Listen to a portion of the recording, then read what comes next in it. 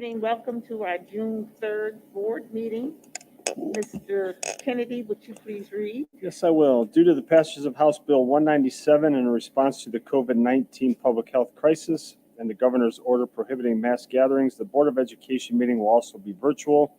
You may view by internet live stream http://board.bedfordschools.org or Spectrum Cable TV, channel 1025.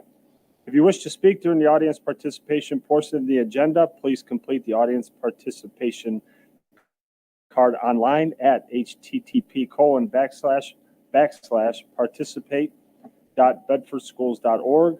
Oral presentations are limited to 3 minutes each. Thank you. Roll call, please. Mrs. Boynton, Here. Mr. Kennedy, Here. Mrs. Patterson, Present. Mr. Stevens, Here. and Mr. Tench. Here. Pledge of allegiance.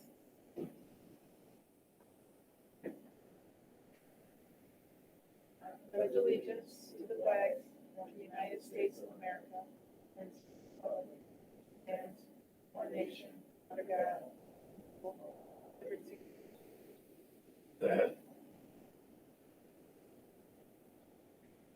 All right. Awards and presentations. Dr. Sullivan. Thank you, Mrs. Patterson. This evening, we do not have any. Okay. Audience participation. We have one, Mr. Atkins, who would like to discuss what is the current access model for students to connect with mental health therapists.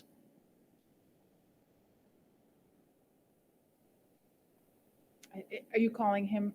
Yes, okay.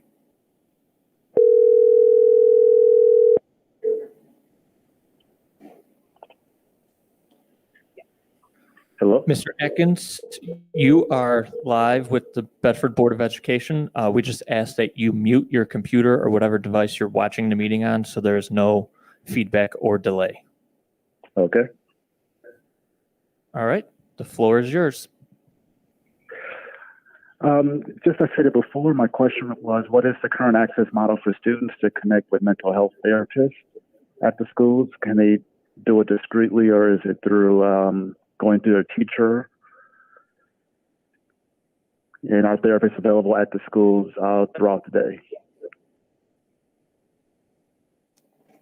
Hi, Mr. Akins. It's Dr. Solico. I missed the second part of his question. Did anyone catch that? The last part of what you said? Okay, after school. Okay. So the current process is we have a referral form that gets filled out by typically a staff member. It could be in conjunction with a parent. We do have, and Mr. Akins, if you'd like to check it out, we have a website under parents. There's a whole social emotional learning portion that you can look at, and there's some more guidance there. But typically the process is started with a referral form, and it's given to our social emotional learning team, and then they make a recommendation if it should be an internal, that it's an internal item that they can handle, a need, I should say, of a child, or if it's something that they should, refer out. But typically we handle a lot of that in-house. As far as confidentiality is concerned, I mean, there are some obstacles in that, in the sense that we do have to have parent consent. And as children turn 18, that's a different story, but we typically go through involving the parents in the process. So I'm not sure if that answers your question. If you have more questions, I'll be glad to talk to you offline. Mr. Akins, if you'd like to give me a call. Okay, thanks. That answers it. Thank you. Thank you.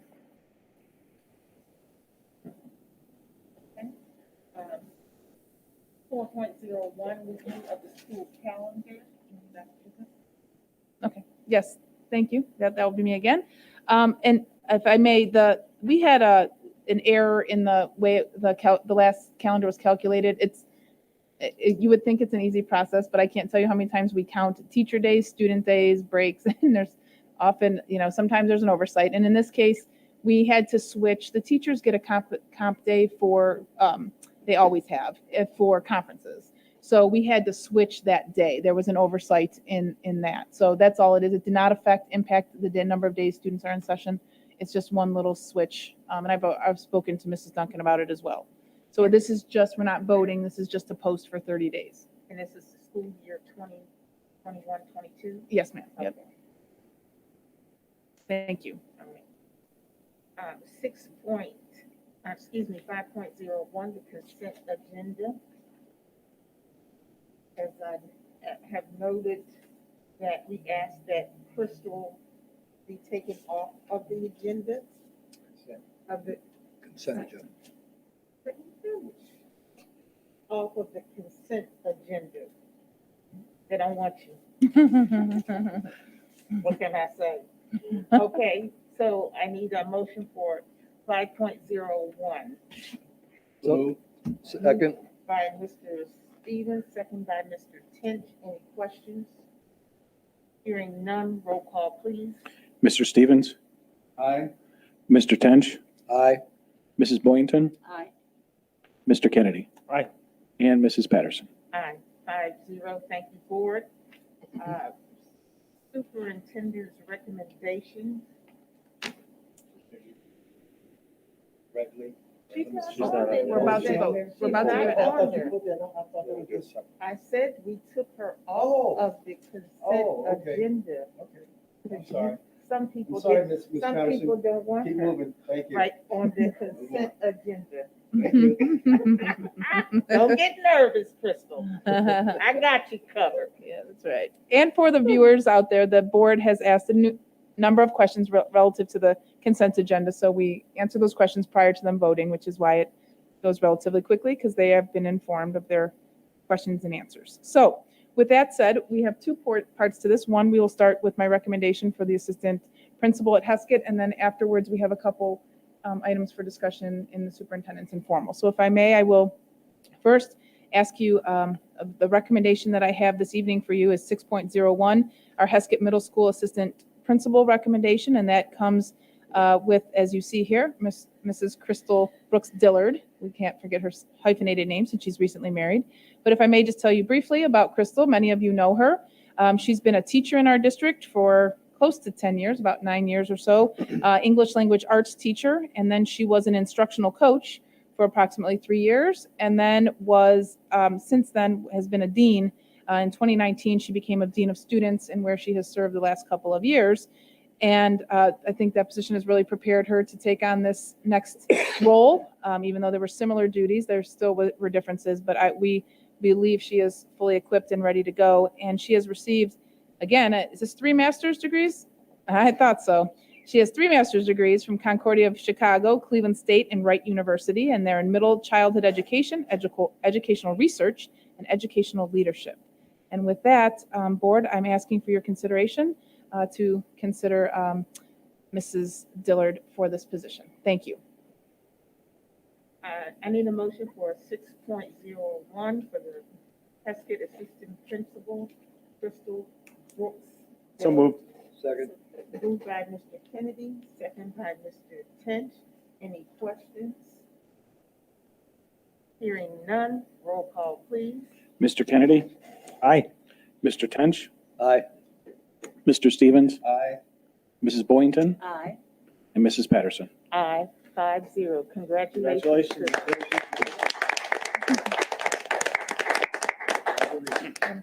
Would you like to say a few words at the podium?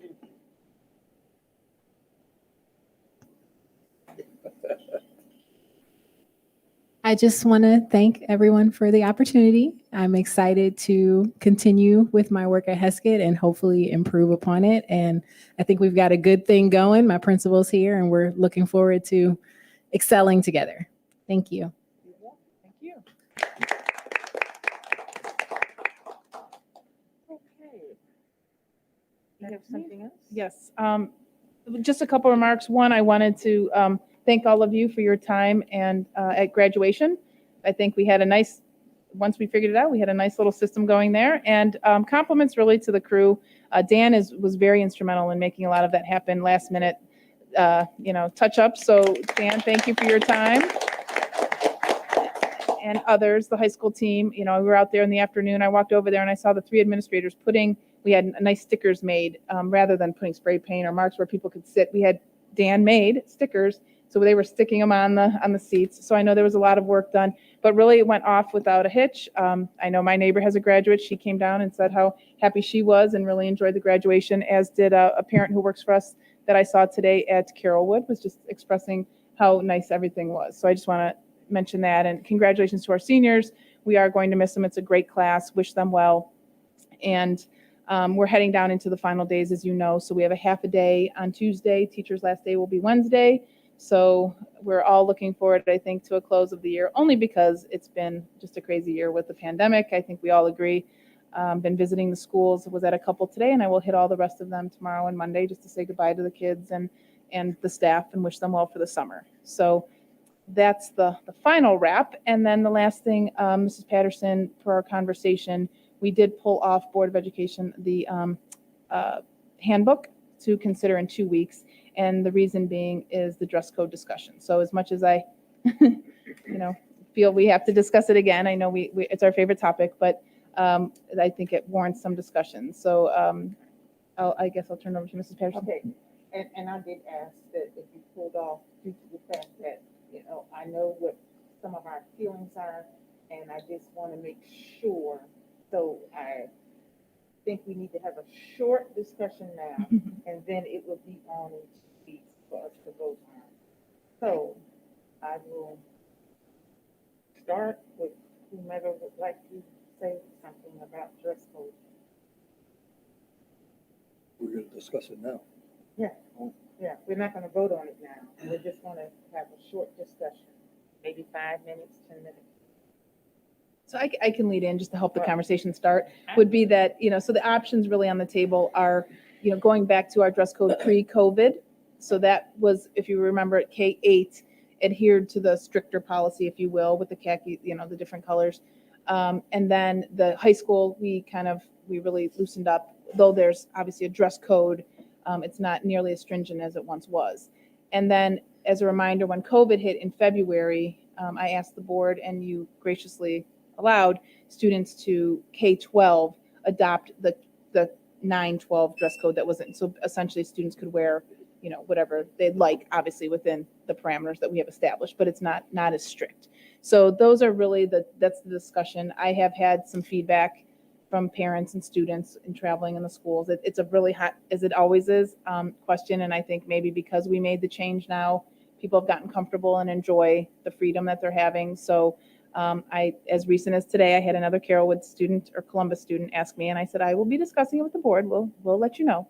So that's the question as we're finishing up the handbook, what the board would like to see for the dress code.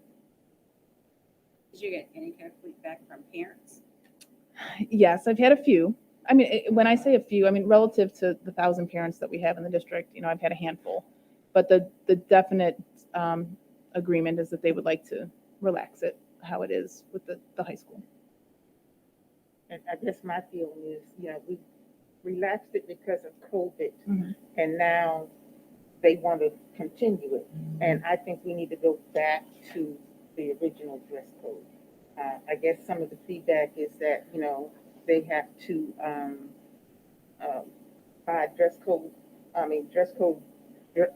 uniforms or whatever, but they have to buy school clothes anyway. So, I think we give them an inch, they want a yard. And so now we need to push it back, and that's just my feel. We've, I guess I've been on here the longest. We've had many problems, and we just need to bring it back. We're going to be back in school, and I just think we need to stick to our guns. That's just my thought. Okay. My thoughts on it is that, we personally, we just need to get back into school on a regular basis. I know we had the COVID-19 and we did the different things, the adjusting of the dress code, this and that and the other. I just want the kids and students and parents to feel comfortable coming back to school first and foremost.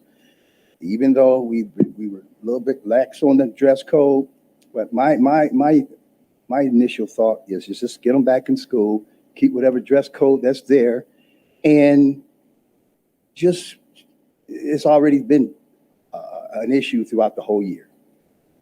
And let's just get settled in, other than more of the expectations and those type of things that's being required or being recommended, or however we're going to end up, and just let it be. And that's just my opinion. And I just want to get back in school and be able to feel comfortable. That's all.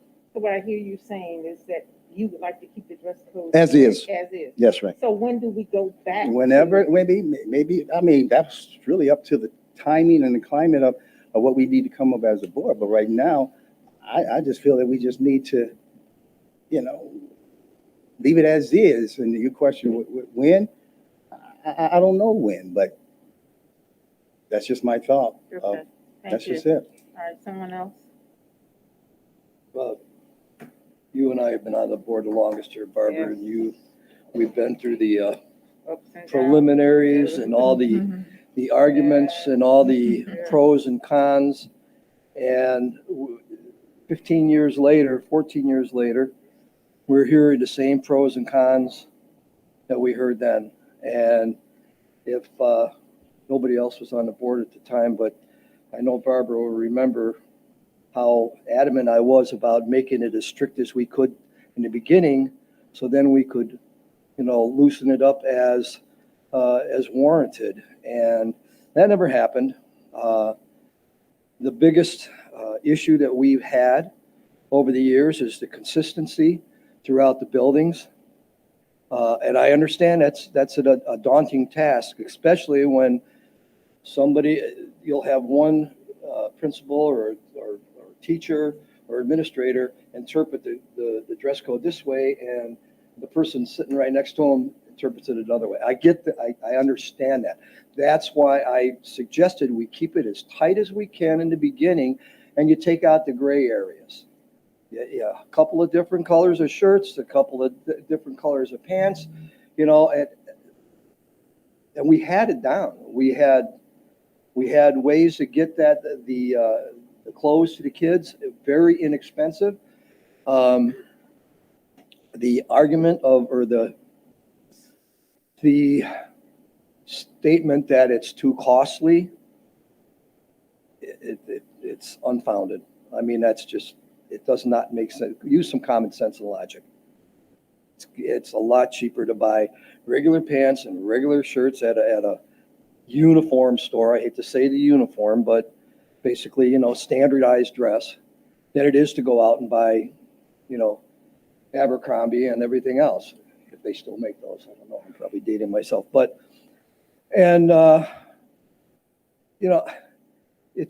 it worked. In the beginning, it worked. Our referrals went down. A lot of things were good. We got a lot of compliments on how our students looked coming into school.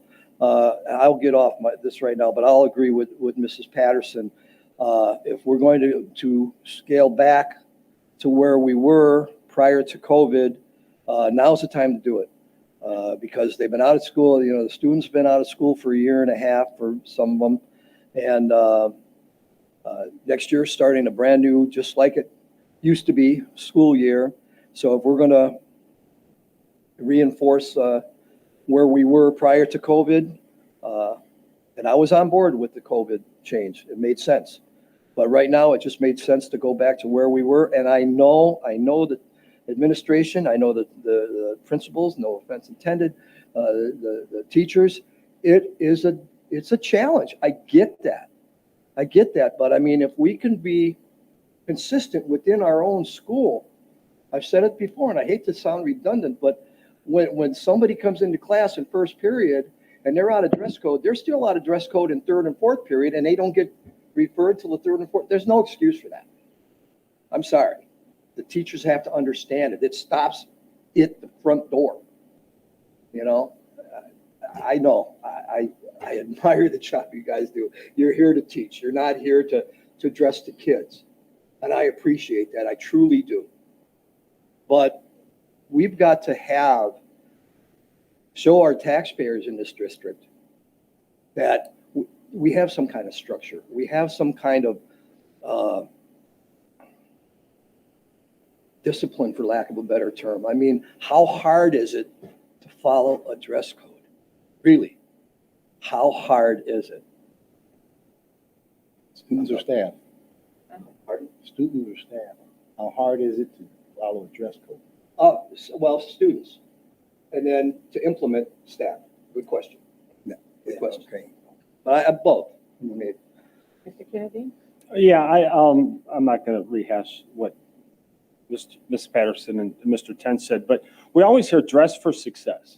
And you know, I look at, I remember when all those seniors and juniors came to us about laxing the dress code. And we basically gave them what they wanted to a certain extent. And I think they've taken what we've given them and they've taken it past, like you said, Ms. Patterson. I think you give them that leeway and they've hit that line and now they're going over it. And when does it stop?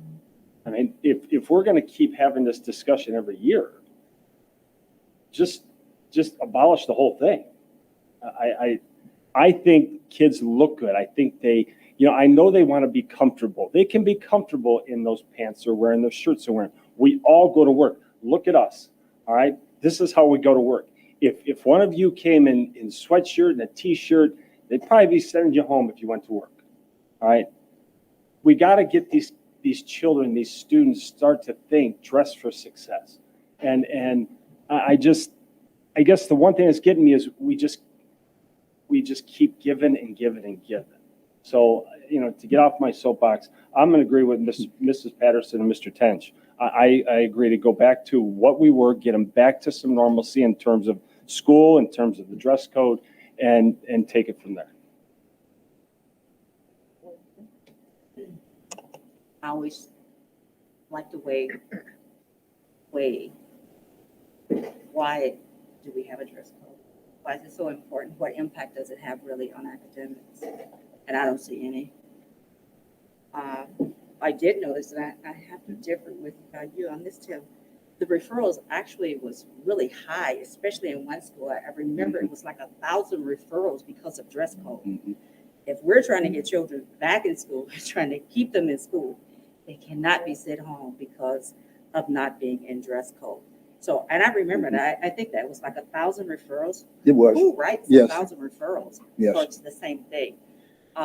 And it's not that we're revisiting so much, it's because the high school was relaxed and now K-8 wants that same privilege extended to them. I don't see what effect it has on education and academics. I really don't. And just look at the time that's actually wasted and the number of children that are out of school. We want our children back in school. And that's what affects academics when kids are not in school. So I disagree with having a dress code. I never like it. It's too militaristic. It has nothing to do with education. It's because if someone wants the appearance of a person and people aren't judged by their appearance when it comes to academics, it's what they say, what they know, how they speak, and how they perform. Ms. Patterson, can I follow up with that, please? And well put, Ms.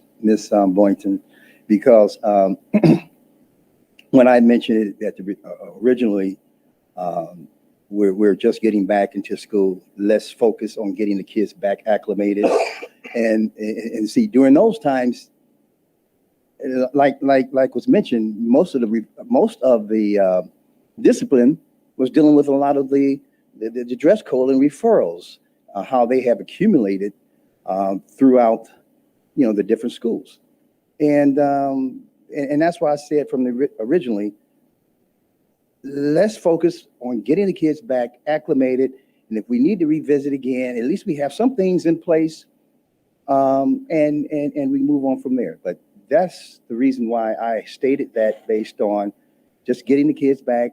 It's been a whole year. Things has been all chaotic, and you know, then we got to focus on once again who has what on, other than academics once again. So well put, Ms. Boynton. Thank you. Okay, so you hear what the board has said. Mrs. Patterson? Take a vote. Just real quick, as a point of clarification, and both my colleagues are right as far as the referrals, as far as the dress code.